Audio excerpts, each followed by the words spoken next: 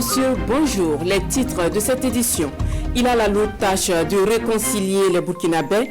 Le ministre d'État, ministre auprès du président du Faso, Zéphirin Diabré, est installé ce matin. Comme lui, le ministre d'État, ministre auprès du président du Faso, Zéphirin Diabré, est installé ce matin. Comme lui, le ministre d'État, ministre de l'administration territoriale, Clément Sawadgo, lui aussi installé par le secrétaire général du gouvernement. L'actualité hors de nos frontières nous conduira en Chine qui enregistre le plus grand nombre de cas de Covid-19 par jour. Depuis le 10 mois, le premier cas de mort de Covid-19 de 2021 est d'ailleurs annoncé ce jeudi. Une équipe de l'OMS est sur place pour comprendre l'origine de la pandémie. Bienvenue à cette édition de la mi-journée. Direction le CHU de Tengandro où se déroule depuis le lundi une campagne de chirurgie à cœur ouvert. L'opération est menée par une équipe conjointe de chirurgie français et burkinabé. Plusieurs enfants ont déjà été opérés avec succès et ce, malgré la délicatesse de l'opération. Adaman Guiti et Vincent Tchandbegon ont passé une journée entière en bloc opératoire avec les chirurgiens. Voici leur lecture, mais attention aux âmes sensibles. C'est un jour qui ne sera pas du tout repos pour ces professionnels de la santé humaine. L'équipe médicale doit faire une chirurgie cardiaque sur un garçon de 9 ans. Il s'agissait d'un garçon de 9 ans qui souffrait d'une communication interauriculaire qui est en réalité un trou anormal qui se situe au niveau du voile qui sépare les deux oreillettes. Donc faisant que le sang quittait l'oreillette gauche où la pression est plus élevée vers l'oreillette droite pour inonder tout le système droit et bien sûr les poumons. C'est pourquoi l'enfant a été hospitalisé à plusieurs reprises pour des symptômes respiratoires. Il s'agit d'une chirurgie à cœur ouvert. Il faut ouvrir le thorax, puis ouvrir le cœur. Lorsque vous ouvrez le cœur, étant donné que c'est une pompe, si vous n'arrêtez pas le cœur et que vous ne permettez pas au sang de passer à travers une machine pour continuer à irriguer les tissus, le patient ne peut pas survivre. Donc c'est pour ça que la chirurgie à cœur ouvert est plus complexe que la chirurgie à cœur fermé. Les chirurgiens suspendent alors momentanément l'activité du cœur et le remplacent par un artificiel qui maintient le patient en vie pendant que le cœur du garçon subit une réparation de son anomalie. L'opération est délicate, une question de vie ou de mort. Ces opérations sont difficiles, elles sont risquées, elles sont dangereuses, mais au final elles se passent bien. Et ça demande de la précision, de la confiance et de la patience, car elle peut prendre toute une journée. Il y a des cas où on peut aller à 12 heures, voire 24 heures. Quand on a ouvert, on a trouvé une autre malformation associée qui était passée inaperçue, qui est celle d'une persistance du canal artériel. Donc c'est ce qui a fait qu'il y a eu plus de saignements que d'habitude. Sur cette mission, on ne dira pas des complications, mais des cas difficiles. Le premier cas s'est passé très bien, il n'y a eu aucun problème. Mais le second cas, le cas d'hier et celui d'aujourd'hui, étaient des cas difficiles. Et n'eût été la technicité, la dextérité, l'expérience du professeur Babatasi, il y allait y avoir des difficultés. En tout cas, jusque-là, ça va. C'est une équipe conjointe qui réalise l'opération, composée de Français et de Burkinabés. Les Burkinabés profitent surtout de l'expertise de leurs homologues français, conduits par Dr Chesson, président de la chaîne de l'Espoir qui est à l'initiative de cette mission médicale au Burkina Faso. Nous avons pu former toute une équipe, parce que ce qu'il faut dire aussi qui est particulier, c'est que nous voulions qu'il soit ouvert dans notre hôpital un service de chirurgie cardiaque. Nous ne voulions pas que ce soit seulement des missions qui se passent où des gens viennent et ils s'en vont et après il n'y a plus rien. Donc aujourd'hui c'est réalisé. Nous avons pu ouvrir un service de chirurgie cardiaque avec un chirurgien cardiaque déjà formé. L'équipe locale me paraît extrêmement compétente. Je suis très optimiste sur leur capacité à progresser et à bientôt opérer seuls. Et nous viendrons les accompagner d'abord par amitié, parce que maintenant ce sont des amis, et on viendra pour les cas les plus difficiles. Tout Toutes les conditions sont alors presque réunies pour que le CHU de Tengango dispose prochainement d'une équipe capable de réaliser des chirurgies à cœur ouvert de façon autonome. Mais il reste encore des efforts à fournir. Bien se nourrir peut permettre d'éviter certaines maladies, comme nous le conseillent les spécialistes du domaine. Et en parlant de nutrition, sachez que le Conseil national de concertation en nutrition a dressé le bilan de ses actions au cours de sa 15e session qui s'est tenue ce matin à Ouagadougou. Activité placée sous le thème Nutrition et situation d'urgence, acquis et défis. Adama Guiti et Amadou Marcelto. Amélioration de l'état nutritionnel de la population, notamment des femmes et des enfants, le Conseil national de concertation en nutrition entend jouer sa partition. D'où cette session de travail pour davantage démontrer le rôle déterminant de la nutrition dans un contexte sécuritaire et sanitaire difficile. Ce cadre nous permet de pouvoir échanger avec l'ensemble des acteurs qui sont membres de ce cadre pour faire en sorte que nos actions concertées multisectorielles puissent réduire l'impact de la situation sanitaire, mais également la situation sécuritaire qui a entraîné beaucoup de déplacements internes sur l'état nutritionnel des femmes et des enfants. Donc c'est une occasion pour nous, avec l'ensemble des partenaires, mais également les acteurs qui interviennent dans le domaine de la nutrition, de réfléchir et de voir comment nous allons pouvoir relever ces défis qui se présentent à nous actuellement. Cependant, de nombreuses actions ont été entreprises avec pour objectif final la réduction de la malnutrition sous toutes ses formes. Le gouvernement a adopté en juin 2020 la politique nationale de sécurité nutritionnelle, qui est une politique qui permet une approche multisectorielle pour adresser les problèmes de la malnutrition, en commençant par les problèmes profonds et en allant vers les problèmes directs qui sont la sécurité alimentaire, les maladies et les pratiques de soins. L'UNICEF accompagne le ministère de la Santé et les autres ministères pour pouvoir adresser tous ces problèmes en essayant d'apporter une approche plus ouverte. Mieux encore, plusieurs perspectives sont établies pour réduire de 40% la malnutrition chronique chez les enfants de moins de 5 ans. Et on parle entrepreneuriat agricole dans cette édition. Une soixantaine de jeunes entrepreneurs agricoles du Burkina ont profité d'un cadre pour un partage d'expérience avec le Lalé Naba Tigré, qui est l'un des plus grands producteurs sous serre de l'Afrique de l'Ouest. Une conférence publique qui ambitionne de susciter la culture hors sol auprès de la jeunesse burkinabé. Détail dans ce reportage de Urbain Benito Somé et Ahadi Sandamba. C'est une conférence publique sur la production agricole sous serre. Initiée par le Lalé Naba Tigré, cette rencontre se veut un cadre d'échange entre les pionniers de la technologie et les jeunes entrepreneurs agricoles burkinabés. Objectif, vulgariser cette façon de faire dans un contexte de changement climatique en vue d'une adoption à grande échelle de la culture sous serre. Avec cette agriculture du futur, c'est la chance donnée à nous en Afrique de pouvoir lever définitivement notre faim et nourrir même les autres continents.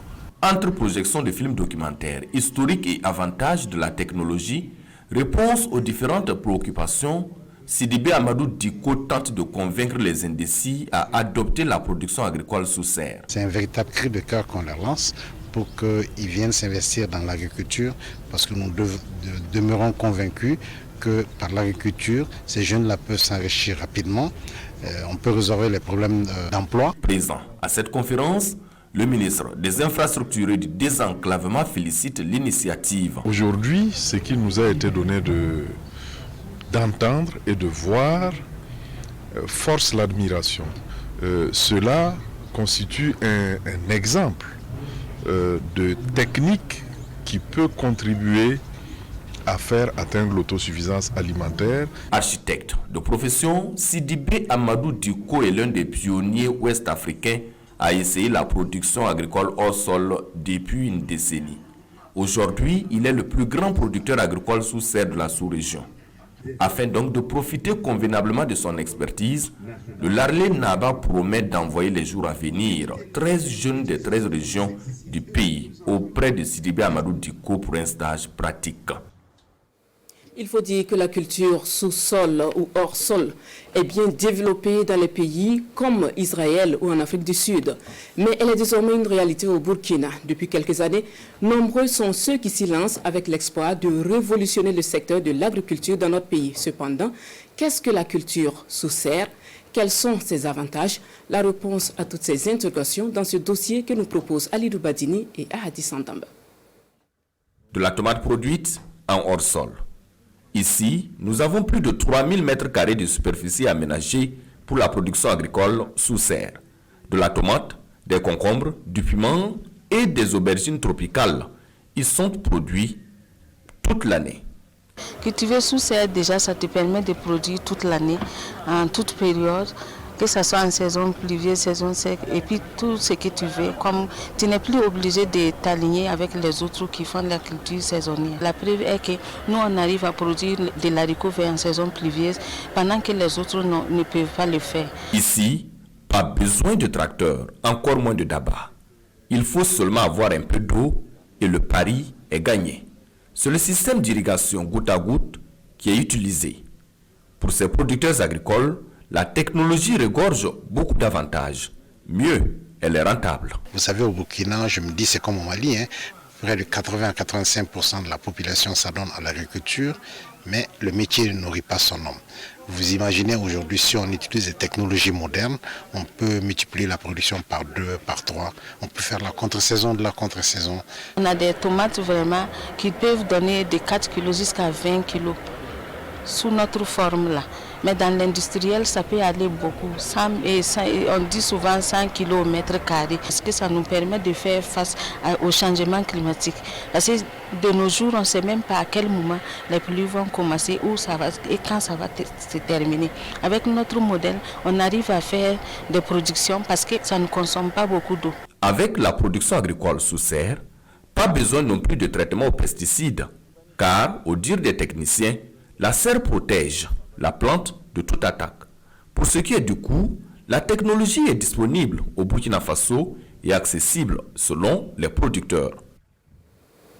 Et pour ceux qui ambitionnent se lancer dans la culture hors sol et qui n'ont pas les moyens nécessaires, eh bien, sachez que la nationale du jeu continue de faire des heureux gagnants.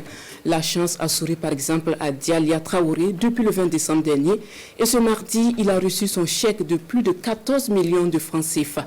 De quoi agrandir son atelier de couture basé à Baguera dans les Cascades. Remise de l'eau relatée par Hassan Gourabou et Karim Sissé. Pour avoir misé la somme de 300 francs CFA au 4+1 du 20 décembre 2020, Dialia Traoré décroche la cagnotte de 14 66 500 francs CFA. Et la LONABE a effectué le déplacement du village de Baguera dans la commune de Loumana, dans les Cascades, pour lui remettre officiellement son chèque. Nous sommes fiers de venir rendre témoignage de ce message-là ce matin à Baguera pour dire que la chance est partout et la LONABE n'a pas de frontières. Partout où il réside un citoyen burkinabé, s'il peut tenter sa chance, il n'a qu'à essayer. La chance peut le sourire partout ailleurs où il se trouve. L'un des soucis de la nationale du jeu du hasard est d'encourager les gagnants à faire des investissements utiles de leurs gains. Et ce nouveau millionnaire de Baguera a déjà une idée sur son projet. J'ai reçu ce chèque, je suis très content. D'ailleurs, je dois avoir une bonne idée pour travailler avec ça, pour que les gens vont voir que j'ai l'argent, j'ai pu travailler avec ça. Je vais agrandir la télé. Normalement, la couture même doit aller maintenant. Tout le monde me connaît ici. Même ce que j'ai porté, c'est moi qui ai cousu. Quand les gens te voient tout de suite recevoir un chèque comme ça, ils vont penser que bon, demain, il faut passer pour chercher des crédits. C'est à lui de faire attention. Mais bon, on va essayer de l'accompagner avec nos petites idées aussi et voir ce qu'il peut faire avec cet argent. Dalia Traoré est l'un des fidèles clients de la LONABE à Baguera. Et selon des sources, il est l'un des acteurs qui a œuvré à rapprocher la nationale du jeu du hasard de cette localité. Hors de chez nous, une équipe de l'Organisation mondiale de la santé séjourne en Chine pour enquêter sur l'origine du Covid-19. Le pays enregistre le pire nombre de cas par jour depuis 10 mois. Ce 14 janvier, un nouveau cas de décès lié au Covid-19 est annoncé. Suivez. Les experts de l'Organisation mondiale de la santé sont bien arrivés à Wuhan en Chine pour enquêter sur les origines du coronavirus apparu ici il y a un peu plus d'un an. Cette équipe de l'OMS, composée de 10 scientifiques de différentes nationalités, a immédiatement été placée à l'isolement pour 2 semaines. Les experts vont commencer leur enquête au moment où Pékin vient d'annoncer pour la première fois depuis 8 mois la mort d'un malade du Covid-19. Officiellement, le dernier décès enregistré sur le sol chinois date de mai 2019 et le bilan ne se montrait qu'à 4635 morts, alors que partout ailleurs sur la planète, les décomptes morbides explosent. Ces derniers jours, la Chine avait annoncé l'apparition de plusieurs foyers de contamination. 81 cas positifs ont été enregistrés dans le Hebei, l'immense province qui entoure la capitale. Dans une autre province, la ville de Suwa et ses 5 millions d'habitants ont été placés en quarantaine lundi. Les habitants doivent rester chez eux, les transports publics ont été suspendus. Les mesures sont drastiques et pour cause, cette recrudescence des cas de Covid-19 inquiète le pouvoir à l'approche du Nouvel An chinois qui tombe cette année le 12 février et donne lieu à des centaines de millions de déplacements de travailleurs migrants rentrant dans leur famille. La revue de presse s'est focalisée sur la situation politique en Centrafrique avec la récente attaque de Bangui par des groupes armés. Les parutions du jour sont aussi revenues sur l'entrée des Zéphirine Diabré dans le nouveau gouvernement. Lecture croisée des journaux avec Sékou Zongo. La presse burkinabé ne rompt pas avec les analyses sur l'entrée de Zéphirine Diabré dans le gouvernement d'Abiré II. L'Express du Faso analyse la récente sortie de Atomic Zef pour expliquer sa position. Pour le journal, les Burkinabés ne sont pas si ignorants pour ne pas comprendre que lorsqu'on entre dans le gouvernement de quelqu'un, on est forcément avec lui, surtout qu'il ne s'agit pas d'un gouvernement d'union nationale, précise l'Express du Faso. Et puis, les arguments apportés ne tiennent pas du tout la route, car c'est tout simplement une question de survie politique. À y voir de près, poursuit mon confrère, cette attitude colle à l'homme politique comme un sobriquet. Le journal Le Quotidien publie une analyse de Adama Kaboré, écrivain chroniqueur, toujours à ce sujet. C'est la volée de bois vert pour Monsieur Tunnel qui, naguère, comptait envoyer son patron d'aujourd'hui au canal de Suez pour relever son niveau intellectuel afin qu'il soit en mesure de comprendre son cours dispensé aux électeurs. Qu'il ait connu une fessée électorale de la part du MPP, le Kakabé du Burkina s'en accommode, mais digère plutôt moins la dégringolade dans le rang de l'opposition, ajoute l'écrivain. Le chroniqueur conclut à ce sujet, en attendant, c'est le MPP qui se pourlèche les babines, tout en buvant son petit zomkoum. Et puis, l'actualité en République centrafricaine, beaucoup commentée par les quotidiens. Des combats dans les faubourgs de Bangui, informe l'observateur Palga. La capitale plie, mais ne rompt pas. Mais jusqu'à quand va-t-elle tenir, se questionne l'éditorialiste du journal. Question moins pertinente, se décapite l'analyste, car la vraie question c'est jusqu'à quand la Centrafrique et ses alliés vont-ils laisser François Bozizé semer le chaos dans ce pays martyr? Le vrai problème de la Centrafrique aujourd'hui, c'est l'ex-président, écrit le doyen des quotidiens burkinabés. Une situation qui amène aujourd'hui au Faso à soupirer à sa une. Attaque de Bangui, pas des rebelles, pauvre RCA. Voilà, on s'arrête là pour cette édition de la mi-journée. Merci de l'avoir suivi. Place à nos confrères des langues nationales pour la version de l'information en Moré, en Djoula et en Fulfulde. Bon après-midi à tous.